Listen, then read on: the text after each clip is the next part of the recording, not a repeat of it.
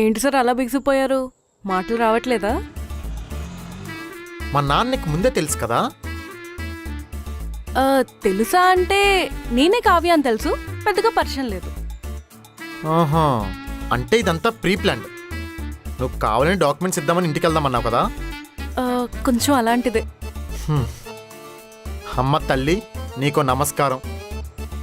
ఊరికే నేను ఆట పట్టిద్దామని. ఇలాంటివి ఏమైనా ఉంటే ముందే నాకు చెప్పు. ఈ చిన్నగుండా అన్ని షాక్ అస్సలు తట్టుకోలేదు. అదేం లేదు, నేను ఇలా చూడాలనిపించింది.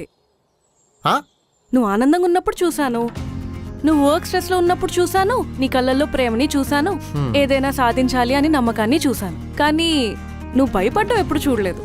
అందుకే చూడాలనిపించి చిన్న గేమ్ ఆడాను. నువ్వు బాధపడ్డం కూడా ఎప్పుడు చూడలేదు, చూడాలని కూడా అనుకోవట్లేదు. నేనున్నంత వరకు నిన్నెప్పుడు బాధపడినివ్వను. ఆహా, నన్ను బాధపడినివ్వకుండా చూసుకుంటావా? హా. ఎలా?